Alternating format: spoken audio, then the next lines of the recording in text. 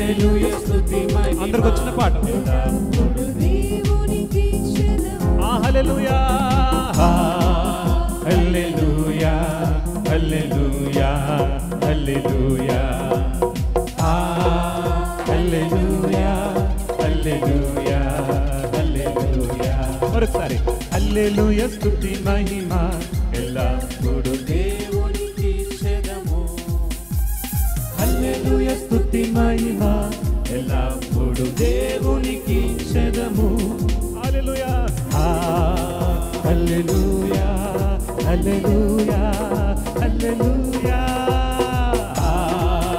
హల్లెలూయా హల్లెలూయా హల్లెలూయా హల్లెలూయా స్తుతి మహిమ ఎల్లప్పుడూ దేవునికి ఇచ్చెదము హల్లెలూయా హల్లెలూయా స్తుతి మహిమ ఎల్లప్పుడూ దేవునికి ఇచ్చెదము హల్లెలూయా హల్లెలూయా హల్లెలూయా హల్లెలూయా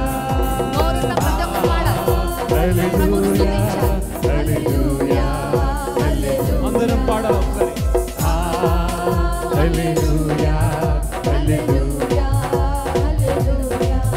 ప్రభు నామం నా ఆశ్రయమే ఆయనను స్తుతించెదము ప్రభు నామం నా ఆశ్రయమే ఆయనను స్తుతించెదము యెహోవా ఈరే అన్నిటిని చూచుకొనును యెహోవా ఈరే అన్నిటిని చూచుకొనును కొదువలెను నాకు కొదువలెను కొదువలెను నాకు కొదువలెను కొదువలెను నాకు కొదువలెను కొదువలెను నాకు కొదువలెను.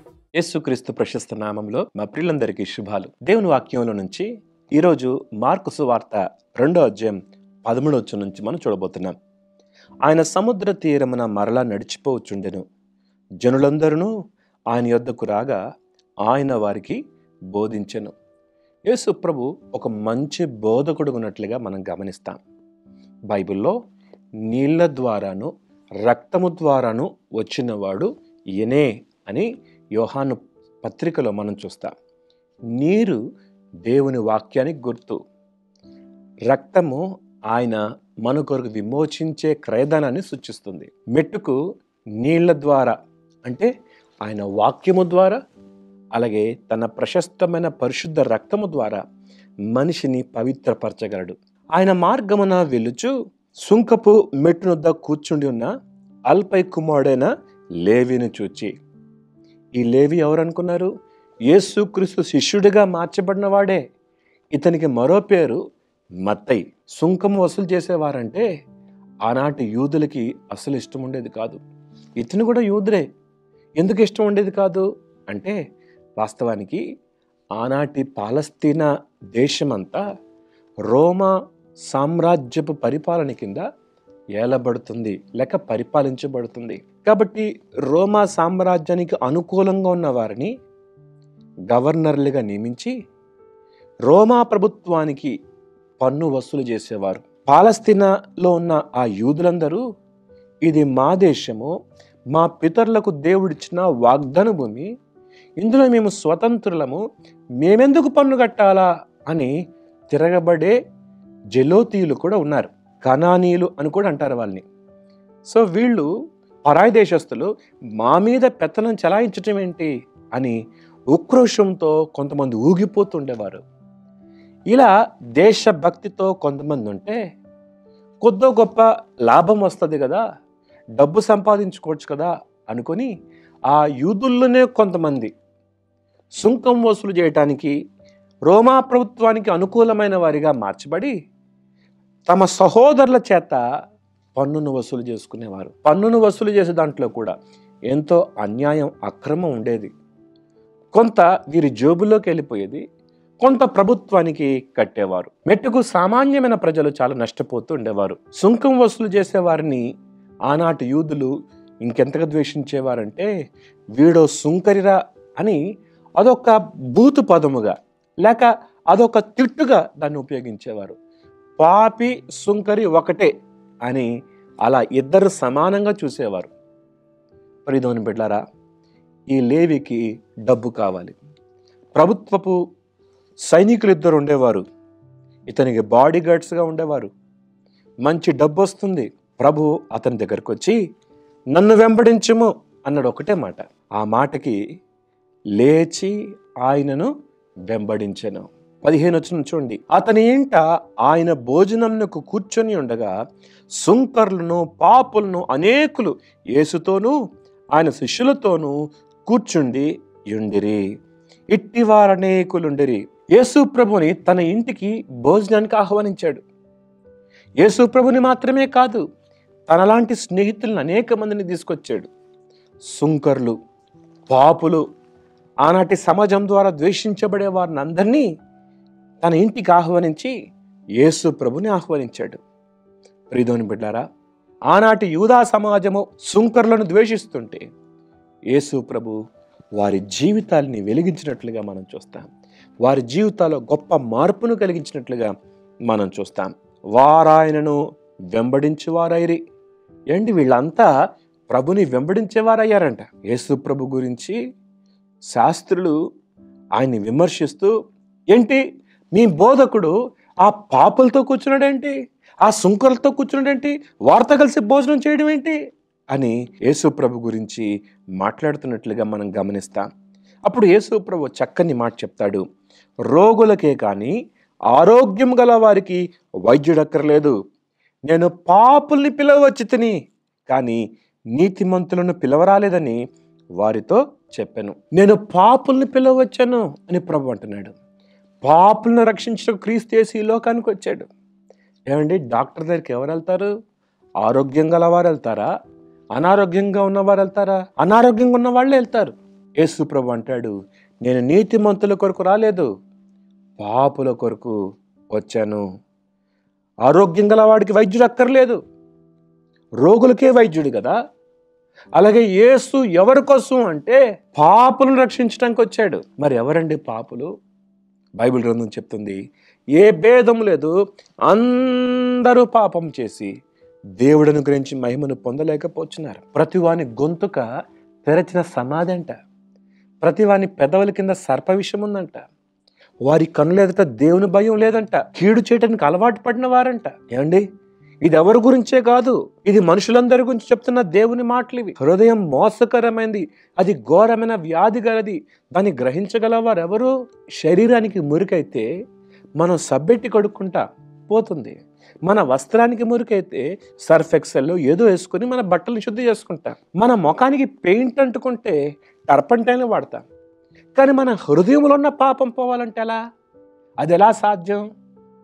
ఏమండి, నీళ్ళతో పోదది, మన ధర్మ కార్యాలతో పోదది. ఎలా పోతుంది? రక్తము చిందించకుండా పాప క్షమాపణ కలగదు అని గ్రంథములో మనం చూస్తాం.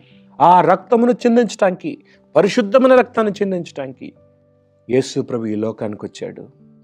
ఆయన యుద్ధకు వస్తే ఎంత ఘోర పాపినైనా ప్రభు క్షమిస్తాడు, నీతిమంతునిగా తీరుస్తాడు. 131 కీర్తన 4వ వచనంలో మనం చూస్తాం, అయినను జనులు నీ యందు భయభక్తులు నిలిపినట్లు నీ యొద్ద క్షమాపణ దొరుకును. ఏమండి, క్షమాపణ అనుగ్రహించే దేవుడు. పాపులను క్షమించి మరో నూతనంగా వారి జీవితాన్ని ప్రారంభించడానికి మరో అవకాశం ఇచ్చేవాడు. ఆనాటి సమాజం వీడు సుంకరి, వీడు పాపి అని త్రోసేస్తే నేను అలాంటి వారి కొరకే వచ్చాను అని ప్రభు అంటున్నాడు. వారిని ప్రేమించాడు, వారి బ్రతుకులను మార్చాడు. లూకాసు సువార్తలో మనం చూస్తాం జక్కయ్య గురించి. అతడు ఒక సుంకరే. అతడు అన్యాయంగా ఎంత డబ్బు సంపాదించాడో. ఇంట్లోకి వెళ్తే ఆ సామాన్లన్నీ అన్యాయపు డబ్బుతో సంపాదించినవే. ఒక భక్తుడు అంటాడు, యేసు ప్రభు ఆ ఇంటికి వస్తే అంట ఆ దొంగ సొమ్ము కదిలిందంట. చక్కగా వివరించారు ఆ సహోదరులు. అవును, యేసు ప్రభు ఇంట్లోకి వస్తే మన పాపము కదులుతుంది. ప్రియమైన బిడ్డలారా, ఆ పాపం నుంచి నిన్ను విడిపించడానికి యేసు ప్రభు వచ్చాడు. జక్కయ్యని ఎవరు ప్రేమించలేదు అప్పుడు కూడా. అయితే యేసు ప్రభు జక్కయ్య ఇంటికి కూడా వెళ్ళాడు. విచిత్రం చెప్పనా, యేసు ప్రభు మత్తయ్య ఇంటికి వెళ్ళాడు, జక్కయ్య ఇంటికి వెళ్ళాడు. ఎందుకు? యేసుప్రభుకి ఏం పేరు తెలుసా? ఆయన పాపుల స్నేహితుడు. ఏమండి, నేటి సమాజం పాపుల్ని ప్రేమిస్తుందా? పాపులతో స్నేహం చేయగలదా? అమ్మో, వారితో నాకెందుకు అని దూరం అయిపోతారు. వేశ్యను, వ్యభిచారిని కూడా నా ప్రభు క్షమించాడు. ప్రియదేవుని బిడ్డలారా, నా ప్రభు పాపుల రక్షకుడు, పాపుల స్నేహితుడు, పాపుల్ని పిలవడానికి వచ్చాడు. నేను నీతిమంతుణ్ణి అన్ను అనుకుంటే నీ కొరకు కాదు యేసు ప్రభు. కానీ బైబిల్ గ్రంథం చెప్తుంది, నీతిమంతుడు లేడు, ఒక్కడు లేడు. ఈరోజు దేవుని వాక్యపు వెలుగులో నీ పాపాన్ని గుర్తించగలిగితే నీవు ఆయన్ని ఆశ్రయించవచ్చు. నిన్ను ప్రేమించే ప్రభు నీ హృదయాంతరంగంలో ఉన్న పాపాన్ని తొలగించి నేను నీతిమంతునిగా తీర్చగలడు.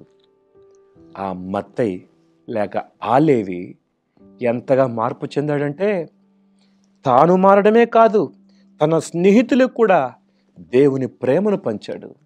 అంతేకాదు, యేసు ఎవరో తెలియచేయటానికి తన జాతి ప్రజల కొరకు, యూదా జాతి ప్రజల కొరకు మత్తయి సువార్తను రాశాడు.